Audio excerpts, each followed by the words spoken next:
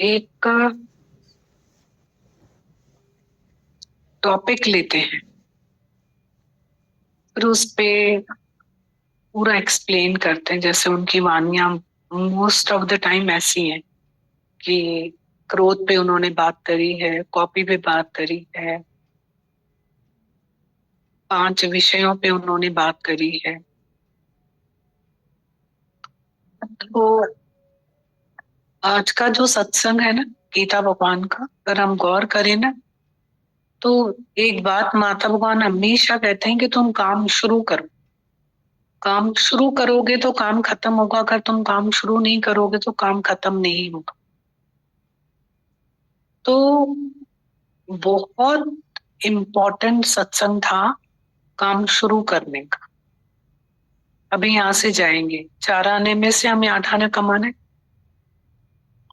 और 8 आने के साथ साथ फिर हमें 4 आना कमाना है। तो हम पुरानी चर्च मिटाते ही नहीं है। मैं फादर हूं, मैं ऐसे कैसे चुप रहूं? मैं मदर हूं, मैं ऐसे कैसे चुप रहूं? मैं हस्बैंड हूं, मैं बड़ा हूं, मैं ये हूं। वो ये अस्तित्व अपना बना के रखते हैं हम लोग, पुरानी चर्च मिटाते नहीं। जैसे सबका मिसाल सुना हुआ है, ये पुरानी चर्च जब तक मिटेगी नहीं तो नई कैसे बनेगी? तो नई बनाने की इतनी जल्दी नहीं है, पुरानी मिटाएं किसी। पुरानी मिटेगी तो नई बनेगी ना। तो ये गीता भगवान पुरानी चर्च मिटाने का रास्ता बता रहे थे।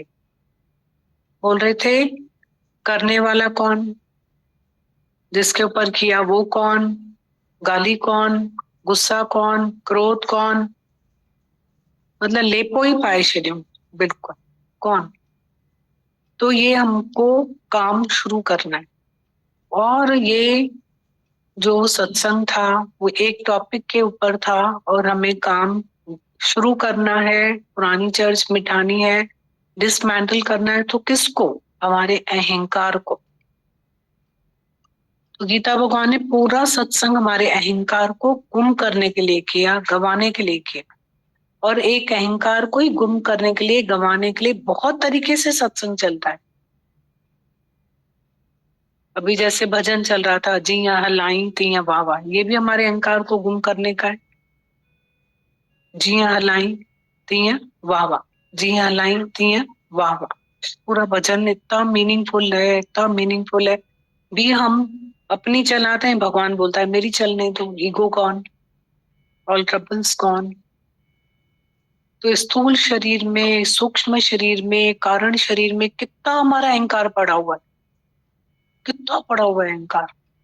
रोज अलग अलग तरीके से निकलता भी है, और गुरु इलाज भी करता है, ट्रीटमेंट भी देता है, वाणियां चलती हैं, रोज काम मिलता है अपने लिए।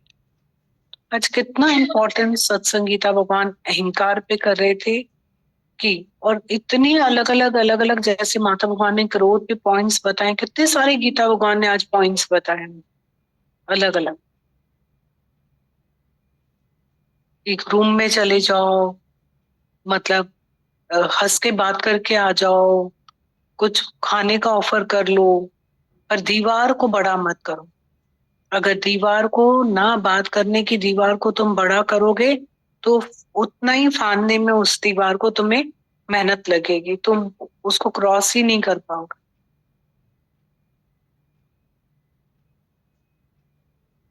जितनी छोटी दीवार उसको क्रॉस करना उतना आसान, जितनी बड़ी दीवार उसको वहां कितना मुश्किल है। तो दीवार को बड़ा मत होने दो द्वेष की, उसी समय बात करके खत्म कर दो। बोल रहे थे हंसी मजाक कर लो, कुछ काम की बात कर लो, तुम कुछ ऐसे कर लो। जैसे 2 जने, एक जनी आई गीता भगवान के पास, तो बताया होगा अपने मन की पूरी बात कि हम इतने सालों से नीचे ऊपर रहते हैं और हम बात ही नहीं करते आपस में। तो गीता भगवान ने बोला ये क्या किया है तुमने, बात ही नहीं करी है, जाके आज ही बात करो। बोला आज कैसे बात करूंगी मैं, कैसे बात करूं? बोला कि झूठ मूठ में भी जाके नीचे से चाकू मांग के आना। उससे बोला मेरे पास चाकू नहीं है, मुझे चाकू तो दे दो, बात शुरू हो जाएगी। और वहीं उसने चाकू मांगने गई, वो उसने खुश होके उसको दिया भी, भले घर में था भी। थोड़ी देर के बाद उसके बच्चे को प्रॉब्लम हुई, चोट लगी, दौड़ दौड़ के ऊपर आ गई और उसके साथ में उसको देखा करा जैसे भी संभालना होगा, और बातचीत शुरू हो गई।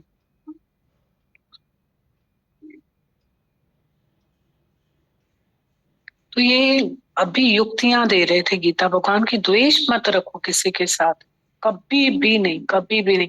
उससे नुकसान दूसरे का नहीं है, और अगर आप बात करते हो तो फायदा दूसरे का नहीं है। अगर आप नहीं बात करते हो तो दूसरे का नुकसान नहीं है, और अगर आप बात करते हो तो दूसरे को फायदा नहीं पहुंचाते हो, वो हमें ही फायदा मिल रहा है। निज सुख निर्मल सोई पावे, जो मन को मोड़े मोड़े।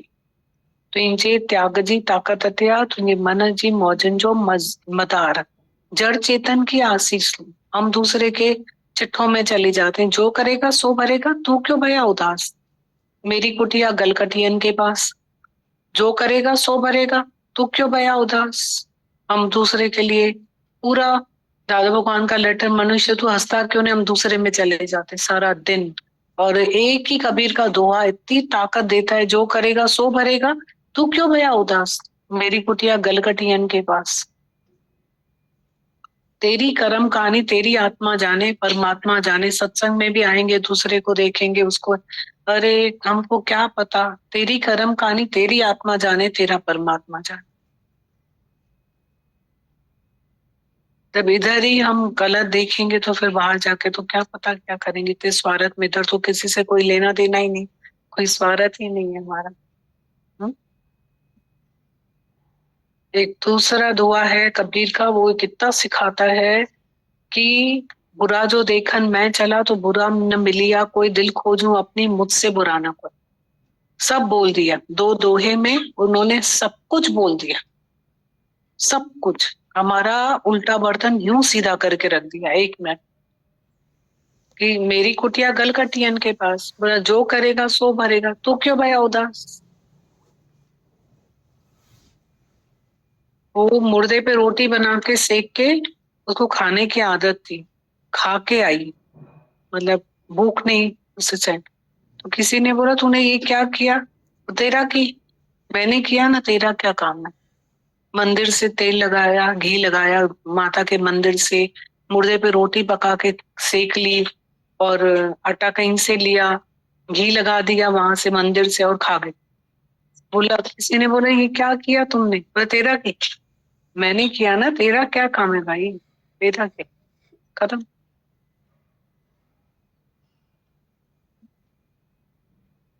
अखियों दिसन पर, पंजो दिसन न मुख। आंखों को दिखाई दूसरे का ही देता है ना, अपना तो दिखाई नहीं देता है। अपना देखने के लिए तो 2 बंद करनी पड़ेंगे, 1 खोलनी पड़ेगी। चम्मजू अखियों अजायूं, दिव्य दृष्टि जरूरी, साबिरे तत्वदर्शी गुरु बनाए आप समान। चम्मजू अखियों अजायूं, दिव्य दृष्टि जरूरी, साबिरे तत्वदर्शी गुरु बनाए आप समान। इन 2 आंखों से तो दूसरा ही दिखाई देता है ना। इनको बंद करके जब एक खोलेंगे तो हमको अपना दाग दिखाई दे। ये बुरा जो देखन मैं चला, बुरा न मिलिया कोई, दिल खोजूं अपनी मुझसे बुरा न। तो फिर पता है, जब हमको दूसरे में जाना ही नहीं है ना, तो टाइम ही टाइम है हमारे पास। और जब दूसरे में जाना है तो इतने बिजी है हम लोग, इतने बिजी हैं, इतने बिजी हैं कि पूछो ही, सारा दिन बिजी। क्योंकि सारा दिन कोई ना कोई एक्शन होता है, रिएक्शन होता है, हम रिएक्ट होते हैं किसी ना किसी एक्शन से। बोला ख्यालों से खाली रहो, ख्याल करना तुम्हारा धर्म नहीं है, थॉटलेस हो जाओ तो खाली हो जाएंगे। खाली हो जाएंगे तो गुरु की बात का मनन चलेगा, स्वरण करके जाएंगे तो उसका मनन चलेगा, फिर वो निध्यासन में आएगा। तो ये सब चलता रहेगा कचरा, तो फिर वो कैसे चलेगा। एट अ टाइम तो 2 ख्याल नहीं चलेंगे, एक ही चलेगा। You can not please 2 masters at a time. एक हाथ में 2 खरबूजे कैसे लेंगे। माया को भी खुश करेंगे, भगवान को भी खुश करेंगे। बस हम ईगो को सेटिस्फाइड करते रहते हैं दूसरे की भूल देखकर। हम ईगो को डिसॉल्व करें, ना कि सेटिस्फाइड करें। इतना सूक्ष्म है ज्ञान, इतना सूक्ष्म है, सुई समुन्दर में से सुई ढूंढने जैसा है। और जितना जितना हम अपने को जीतेंगे, मन इंद्रियों को जीतेंगे, उतना उतना जो यत्न सारी दुनिया कर रही है ना शांति के लिए, वो हमको अपने घर बैठ के आराम में अपने पास ही मिलेगी, क्योंकि वो शांति हमारे भीतर है। आनंद और शांति असल तुंहिंजो वरसो उनखां जुदा थिए थियो अथई घणो अरसो, हथ कर तूं हाणे इहो सचो खजानो। मन मत डुबोए, गुरु मत तार। कल भी किसी का इतना भला, इतना भले की बात, इतने भले की बात हो रही थी, सब तरफ से सब कोई भला करने के लिए लगा हुआ है, तो उसने जो जवाब दिया मुझे लगा कि ये मन मत डुबोए, गुरु मत तार। मन मत ॾिसो, मतलब वो होता है ना कि मारवाड़ी डूब रहा है पर हाथ देगा नहीं, तो मत दे। मेरा बाप भी देना नहीं सीखा, तो ले, तो लेना भी नहीं, मतलब ले तो ले, मारवाड़ी भी समझदार, ले तो लिया ना। ये तो हम तीसरे लोग मूर्ख जो डूब रहे हैं, लेना भी नहीं। कैसे? लेना भी नहीं, डूब रहे हैं, लेना भी नहीं, जैसे कि उसमें भी कुछ चला जाएगा उनका। इतना इनसिक्योर माइंड होता है कि उसमें भी शायद कुछ चला जाएगा, हाँ, कुछ छूट जाएगा। क्या जाएगा तुम्हारा? सब तुम्हारे हमदर्द खड़े हैं आसपास, ले लो ना, मदद ले लो। जब इतना दुखी सुखी होते इंसान तो भी लेते नहीं, तो उसको क्या बोलेंगे? मूर्ख ही बोलेंगे ना। माता भगवान को कितना दर्द होता है कि पागल तो नहीं हो तुम लोग, मूर्ख तो नहीं हो, आके बैठो तो सही। तो शुक्राने हैं, गुरु हमारे ईगो को कैसे कैसे तरीके से डिसॉल्व करने में लगा हुआ है। ऐसे ऐसी वाणियां चलती हैं, बहुत अच्छा लगता है। शुक्रिया। जगदीश कल है। को ही गंवाने आ रहे हैं, अपने खुद ही को ही। और कितना अहंकार पर अपना कर्ता भाव खत्म करना है। वरना ना अभी वाणी में चला कि समुद्र एक ज्ञानी की तरह है जो सब कुछ अंदर समा लेता है, लेकिन नदियों में कितना शोर है, कितना तड़पती हैं, लगती हैं, भागती हैं। नदी में तूफान आते हैं, बाढ़ आती है, सब कुछ खत्म कर देती है, लेकिन इतना शोर है। यह गुरु ही हमें ला रहा है, बिठा रहा है शांति में, महाज्ञानी बना रहा है। उस दिन अभी चला था अकेलापन और एकांत। अकेलापन मतलब कि जब इनके शांत हुए तो सब मेरे को बोलते हैं बेचारी कितनी अकेली होगी, कितनी अकेली। एक कोई गाल हर कोई बार बार बोल रहा था कितनी कली पै गई है, कितनी अकेली होगी है, कितनी अकेली होगी है, हर बात ही। लेकिन जब गुरु ने मेरी बाह पकड़ी, मैं गुरु के दर पर आई, गुरु ने मेरे को एक एक अर्थ डीप में समझाए, तो मुझे पता कि अकेली नहीं, मैं एकांत में आई हूँ। एकांत मतलब एक का भी अंत करना, बस अब गुरु परमात्मा से ही मिलना है, उसी से मिलना है। अब यहाँ का एकांत मतलब अपनी सारी इच्छाओं, ये भगवान ने हमको दी थी ज्ञान इंद्रियां, लेकिन हमने कर्म इंद्रियां बनाकर, आंख कान हाथ पैर ये सब हमें ज्ञान इंद्रियां थी हमारी, लेकिन गुरु ने बताया कि ज्ञान इंद्रिया, लेकिन हमने तो सब ये कर्म इंद्रिया बना रही थी। कर्म इंद्रिया बना के वही वापस जन्म मरण के चक्कर में पड़े हुए हैं। गुरु ही हमें बचा रहा है, गुरु ही हमें गहराई में लाके दे रहा। दीदी एक एक बात यही समझ आ रही है, ऐसा लग रहा है ग्रंथ सब खुल रहा है। उस दिन आपने बोला था ना कि प्रकाश हो रहा, ऐसा लग रहा है गुरु ग्रंथ साहिब जी का प्रकाश हो रहा है, प्रकाश हो रहा है, प्लस चवर झूल रहा है कि लग रहा है कि सच्ची में चवर घूर रहा है, गुरु साक्षात बैठा है, हमें सजा रहा है, हम संवार रहा है, हमारा जीवन बना रहा है। शुक्रिया दीदी भगवान, मैं तो बोलती हूँ ये दर्द नहीं छूटे, कल लास्ट दिन है भगवान, फटाफट दौड़ी आ जाऊं। आपका साथ लेके जा रही हूँ। शुक्र दीदी भगवान, बहुत बहुत। पहले बेटा को बोलती थी लेने आ जा, तो बोलता था मम्मी नींद खराब होती है, अब जैसे ही फोन लगाती हूँ वैसे दौड़ा आ जाता है कि हाँ मम्मी मैं आ रहा। शुक्रिया दीदी खान, बहुत बहुत शुक्रिया आपके प्यार का, बस इसी में डुबोए रखना। अब मेरे को तो लग रहा है ग्रंथ गुरु गुरु नानक जयंती 27 नवंबर के मेरे को तो लगा अभी रोज ही गुरु नानक जयंती है, रोज ही तो वचन खुल रहे हैं और आपको समझ दे रहे हैं। शुक्रिया दीदी भगवान, बहुत बस जमीन से जुड़ी रहूं। सबसे पहले शुक्रिया, जो मैं शरीर स्वस्थ है तो दौड़े आते हैं। वो बोलते हैं ना, अब ढाई सुख जो एक नींद तो ऐसे आती है तो वो सब बोलते हैं आप सो जाते हो तो पता ही नहीं चलता। मैं बोलती मेरे घोड़े जल्दी बिक जाते हैं। उसके बाद फिर शरीर स्वस्थ, माया तो सारा दिन 1 घंटा 2 घंटा यहाँ दे दो तो बाकी सारा दिन है ना संवारने में, माया के लिए काम करने के लिए। शुक्रिया दीदी, आपके रंग में रंगी रहूं बस। उन्होंने as the colour so the company as the colour, बस इसी रंग में रंगी रहूं, इसी रंग में। शुक्रिया दीदी भगवान, आपके चरणों में रहूं, श्वास श्वास सिमरूं आपका नाम। शुक्रिया दीदी भगवान। वैसे तो महेश भैया की याद हमेशा साथ रहती है, लेकिन जब कोई त्योहार आता है या नया साल आता है तो महेश भैया की बहुत याद आती है थी। महेश भैया बोलते हैं कि दीदी भगवान साथ हैं तो रोज धन तेरस है। दीदी भगवान साथ हैं तो रोज धन तेरस है। गुरु अंदर में विराजमान है तो रोज रूप चौदस है। गुरु अंदर में विराजमान है तो रोज रूप चौदस है। संगत साथ में है तो रोज दिवाली है।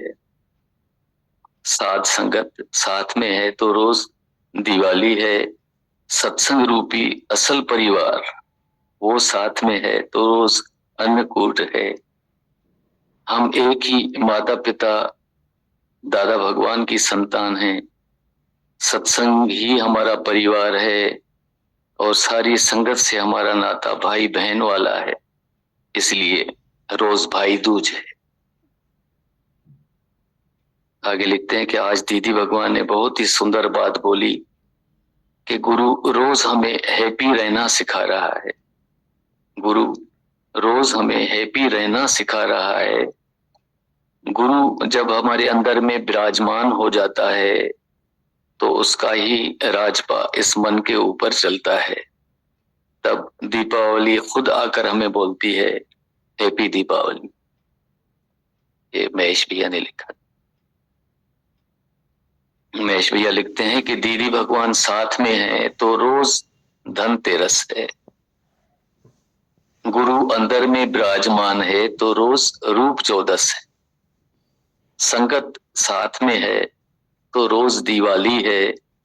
सत्संग रूपी असल परिवार वो हमारे साथ में है तो रोज अन्नकूट है। हम एक ही माता पिता यानी दादा भगवान की संतान है, गुरु की संतान है। सत्संगी ही हमारा परिवार और सारी संगत से हमारा नाता भाई बहन वाला है, इसीलिए रोज भाई दूज है। आज दीदी भगवान ने बहुत ही सुंदर बात बोली कि गुरु रोज हमें हैप्पी रहना सिखा रहा है। गुरु जब हमारे अंदर में विराजमान हो जाता है और उसका ही राजपा इस मन के ऊपर चलता है, तब दीपावली खुद आकर हमें बोलती है कि हैप्पी दीपावली।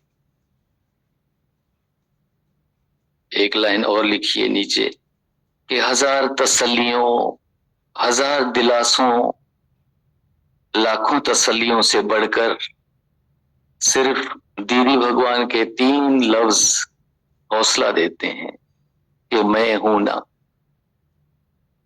दीदी भगवान के 3 शब्द जो है वो हौसला देते हैं कि मैं हूं ना। जैसे दादा भगवान बोलते हैं कि भोले भाव मिले रघुराई। परमात्मा का साक्षात्कार जो है ना, साफ दिल, सच्चे दिल, भोलेपन से ही होता है। तो आज धन्य भगत जी की साखी है, वो भोलेपन के ऊपर है। सीधे साधे, निष्कपट और मासूम धन्य भगत की साखी, दिल को ईश्वर के प्रेम से भर देने वाली ये साखी है। धन्ना भगत जी जाति से जाट थे, गरीब जाट के पुत्र थे। बचपन के कुछ दिन तो खेलते कूदते बीत गए। जब थोड़ा होश आया तो माँ बाप ने उसको गायें चराने का काम सौंप दिया। धना भगत जी जहां गायें चराने जाते थे, उस रास्ते पर एक ठाकुर द्वारा था। उस ठाकुर द्वारे में पत्थर की मूर्तियां रखी हुई थी। उस गांव का पंडित सुबह शाम उस ठाकुर द्वारे जाता था और उन देवताओं की पूजा करता था, घंटियां बजाता था, पत्थरों के शालिग्राम को स्नान करवाता और गांव के लोगों के आने तक वहां बैठा रहता था।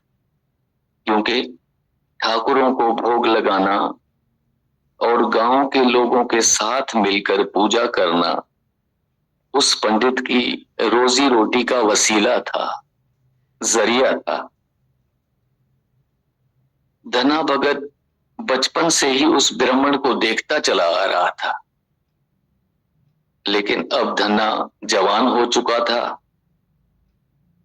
एक उसने सोचा कि ब्राह्मण रोज ठाकुरों की पूजा करता है, क्यों करता है? ठाकुर उसको क्या देते हैं? ये उसके मासूम दिमाग में ख्याल चलता रहता था और ये जिज्ञासा रोज बरोज उसके अंदर बढ़ती चली जाती थी। एक दिन सवेरे ही वो घर से उठकर ठाकुर द्वारे चला गया। आगे ब्राह्मण पूजा कर रहा था। जब ब्राह्मण पूजा करके हटा तो धन्य ने मासूमियत से, सादगी से हाथ जोड़कर पूछा कि पंडित जी, आप मुझे बताएंगे कि आप जिनकी रोज पूजा करते हैं वो आपको क्या देते हैं? आप क्यों उनकी पूजा करते हैं? वो आपको क्या देते हैं? पंडित ने कहा, धना, इनकी पूजा करने से सब कुछ मिलता है। ये देवते हैं, ये भगवान हैं, जो मांगो वो दे देते हैं। अगर प्रसन्न हो जाएं तो वो सब कुछ दे देते हैं। धना कहने लगा, पंडित जी, कृपा करके एक ठाकुर मुझको भी दे दो, मैं भी पूजा किया करूंगा, और जब ठाकुर जी राजी हो जाएंगे तो मैं भी कुछ मांग लूंगा। पंडित ने कहा, धना, तेरे से ठाकुर प्रसन्न नहीं होंगे, वो तेरे से राजी नहीं होंगे। धन्य ने भोलेपन से पूछा, मासूमियत से पूछा, पंडित जी, मुझसे ठाकुर जी प्रसन्न क्यों नहीं होंगे? पंडित बोला, धना, तुम्हें बोल दिया ना, एक तो तू जाट है, जाट को पूजा करने की अकल नहीं होती है, समझ नहीं होती है। दूसरा, तू अनपढ़ है, विद्याहीन है। तीसरा, ठाकुर मंदिर में रहते हैं, घर पे नहीं रहते हैं। वो मंदिर के सिवा कहीं भी राजी नहीं होते हैं, प्रसन्न नहीं होते हैं। इसीलिए तू जिद मत कर और जाकर तू अपने खेतों की देखभाल कर, खेती बाड़ी कर। ब्राह्मण का धर्म है पूजा करवाना और जाट का काम है खेती बाड़ी करना, अन्न पैदा करना। ब्राह्मण ने धन्य को इधर उधर की बातें करके बहुत ही समझाने की कोशिश की, पर धन्ना नहीं माना, अपनी जिद पर अड़ा रहा। धना गबरू जवान था और ब्राह्मण बूढ़ा था। ब्राह्मण अंदर ही अंदर डर भी रहा था कि कहीं धना उसे उठाकर पटक नहीं दे। उसने कहा, अच्छा धना तू जिद कर रहा है तो एक ठाकुर हम तुमको दो ही दे देते हैं। ये कहकर एक पत्थर का शालिग्राम उसने मंदिर से उठाकर उसको दे दिया और साथ में उसको बताया कि किस तरह से पूजा करना है। वो सारी विधि पूजा की धना को उसने बता दी। चादर में लपेटकर धना ठाकुर जी को घर पर लेकर आया, अंदर रख दिया। उसी समय बढ़ई से एक चौकी बनवा कर आया और चौकी को धोकर ठाकुर जी को उसके ऊपर विराजमान कर दिया। रात भर धने को नींद नहीं आई। वो मन ही मन सोच रहा था कि वो सवेरे उठकर ठाकुर जी को कैसे राजी करेगा, कैसे उसकी पूजा करेगा, कैसे ठाकुर जी को प्रसन्न करेगा। अगर ठाकुर जी प्रसन्न हो गए तो वो उससे क्या मांगेगा, घर में कौन कौन सी चीज की जरूरत है, ये सोचता रहा और ऐसा दलीलें करते करते रात गुजर गई। सुबह हुई, चारपाई से उठकर बैठ गया। पहले खुद स्नान किया, फिर ठाकुर को स्नान करवाया। फिर वो बहुत देर तक ठाकुर जी के आगे बैठा रहा, उनको देखता रहा। विद्याहीन था, अनपढ़ था, पूजा पाठ तो उसे कुछ भी आता जाता नहीं था, इसीलिए चुप करके बैठा रहा, ठाकुर जी को निहारता रहा।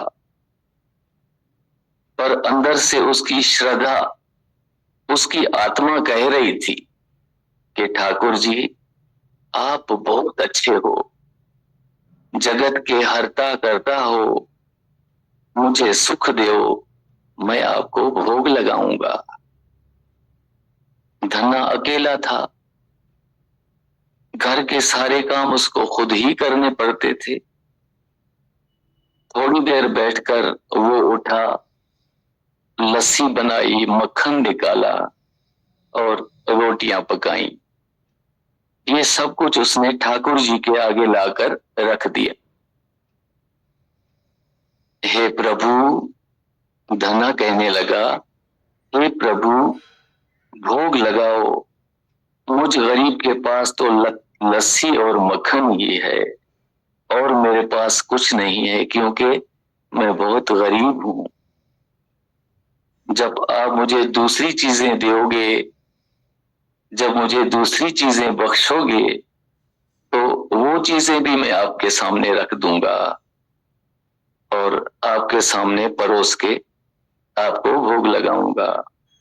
ये कहकर वो बैठ गया और देखता रहा, अब पत्थर की मूर्ति भोजन कैसे करे। ब्रह्मा तो भोजन ठाकुर के मुंह में एक बुरकी लगा के बाकी थाल अपने घर ले जाता था। अब पंडित की तरह चतुराई भोले को तो, धन्य को तो आती नहीं थी। उस भोले धन्य को इन चालाकियों का कुछ भी पता नहीं था।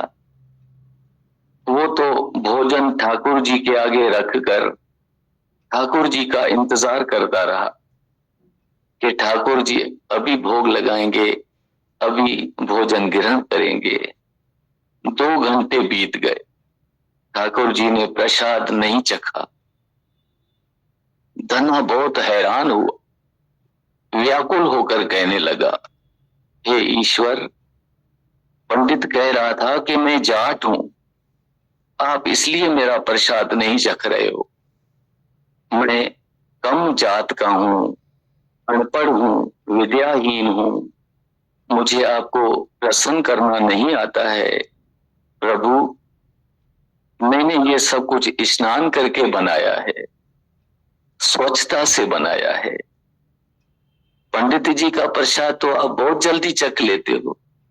हे प्रभु जी, मेरा प्रसाद क्यों नहीं चखते हो? कृपा करो, अगर आपने भोजन नहीं किया तो मैं भी भोजन नहीं करूंगा। मैं वचन देता हूं, क्योंकि मैं जाट हूं, मेरा धर्म है जिद के बदले कुर्बान हो जाना। मैं अपने वचन से फिर नहीं फिरूंगा।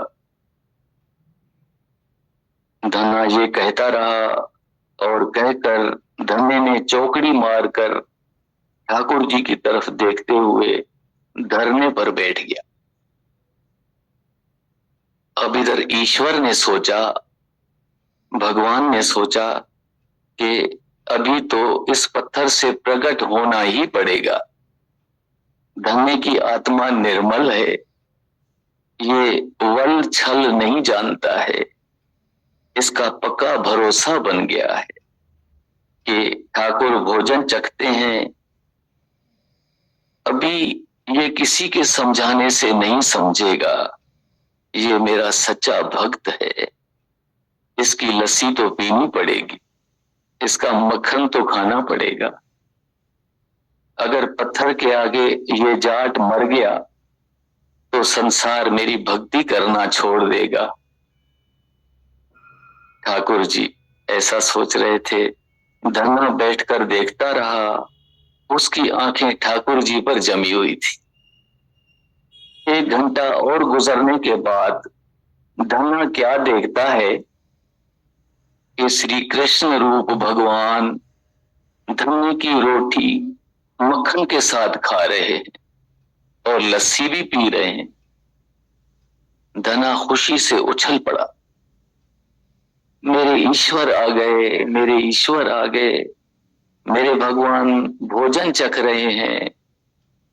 धन्ने की सारी लस्सी पी ली, रोटी और मक्खन भी खा लिया, थोड़ा सा शीत प्रसाद रहने दिया। रोटी खा के भगवान कहने लगे, धन्ना कुछ मांग, मैं तुमसे बहुत खुश हूं, जो मांगना हो मांग लो। धन्ने ने हाथ जोड़कर ये बेनती करी, गोपाल तेरा आरता, गोपाल तेरा आरता, जो जन तुम्हारी भक्त करते, जो जन तुम्हारी भक्त करते, ताके कार्ज सवारता, गोपाल तेरा आरता, गोपाल तेरा आर। दाल सीधा मांगोगी हमरा खुशी करे नित जीव, जो जन तुमरी भक्त करते, तिनके काज सवारता, गोपाल तेरा आरता। पुनिया छादनी का अनाज मंगो सतसी का, जो जन तुमरी भक्त करते, तिनके कार्ज सवारता, गोपाल तेरा आरता। गौ भैंस मंगो लावेरी, इकता जन तुरी चंगेरी, जो जन तुमरी भक्त करते, तिनके काज सवारता, गोपाल तेरा आरता। घर की घी न चंगी, जन धन्ना लेवे मंगी, जो जन तुमरी भक्त करते, तिनके काज संवारता, गोपाल तेरा आरता, गोपाल तेरा आरता। धन्ना जी ईश्वर से क्या मांग रहे हैं कि हे मेरे ईश्वर, हे मेरे प्रभु, मैं तुम्हारी वड्याई करता हूँ, मैं तुम्हारी आरती करता हूँ, क्योंकि जो तुम्हारी आरती करते हैं, तुम्हारी स्तुति करते हैं, तू उनके काज संवार देता है, तू उनके सारे काम कर देता है। मुझे भी आपने कुछ मांगने के लिए कहा है, तो हे मेरे प्रभु, मैं आपसे जरूरत की चीजें मांगता हूँ। आटा, दाल और घी मांगता हूँ। मैं खुश हो जाऊंगा अगर आप मुझे जूती, कपड़े और 7 प्रकार का अनाज देंगे। हे गोपाल, मैं दूध देने वाली गाय और भैंस मांगता हूँ। हे ईश्वर, मुझे सवारी करने के लिए एक घोड़ी चाहिए और घर की देखभाल करने के लिए एक अच्छी स्त्री अगर बख्श दोगे, तो इन सारी चीजों के मिलने से मेरे काम सारे संवर जाएंगे। ये मासूमियत से, भोले भाव से धना परमात्मा से चीजें मांग रहा है। धन्य भगत की ये बात सुनकर प्रभु जी उसके भोलेपन पर, उसकी मासूमियत पर मंद मंद मुस्कुराने लगे, हंसते हुए कहने लगे, धना, ये चीजें तो तुमको मिल जाएंगी, कुछ और मांग। धना बोलने लगा, हे ईश्वर जी, हे मेरे प्रभु, मैं और क्या बताऊं और मैं क्या मांगूं? जब मैं याद करूं तो मुझे दर्शन दे देना। आप मुझे दर्शन दोगे तो मैं आपको बता दूंगा कि मुझे क्या जरूरत है, मुझे और क्या चाहिए। भगवान ने उत्तर दिया, धना, हम तेरी ये बात भी मान लेते हैं। तो धना कहने लगा, हे प्रभु, आप मेरी ये बात भी मानते हो तो ये धना आज से आपका हो गया, आपकी भक्ति में उम्र गुजार देगा। धना खुशी में बोलता जा रहा था और मस्ती और खुमार में उसकी आंखें बंद हुई जा रही थीं। जब उसने आंखें खोली तो देखा प्रभु जी अलोप हो चुके थे और पत्थर का सालिग्राम उसके सामने रखा हुआ था। उसने खुश होकर बर्तन उठाए, बर्तनों में जो शीत प्रसाद बचा था वो उसने खाया।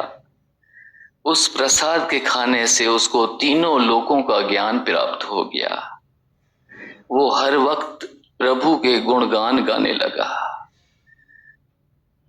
प्रभु के प्रकट होने के थोड़े दिनों के बाद ही धन्य के घर में बहुत कुछ आ गया। एक अच्छे अमीर घराने में उसका विवाह हो गया। पत्नी आई तो साथ में दहेज में घोड़ी, गाय, कपड़े और बहुत सारे रुपए लेकर आई। खुद धन्य भगत की जो फसल थी वो भी अपार हो गई, हरी भरी हो गई। धन्ना प्रभु की वड्याई करने लगा और लोग धन्य की महिमा गाने लगे। गुरबाणी में आता है, तुम दया करो मेरे साईं, तुम करो दया मेरे साईं, ऐसी मत दीजिए मेरे ठाकुर, सदा सदा तुध ध्याई। धन्य भगत की तरह हम भी गुरु के प्यार में दीदी भगवान ऐसे ही भोले हो जाएं, दीदी मासूम हो जाएं। बहुत सारे शुक्राने दीदी। भजन बोले दीदी।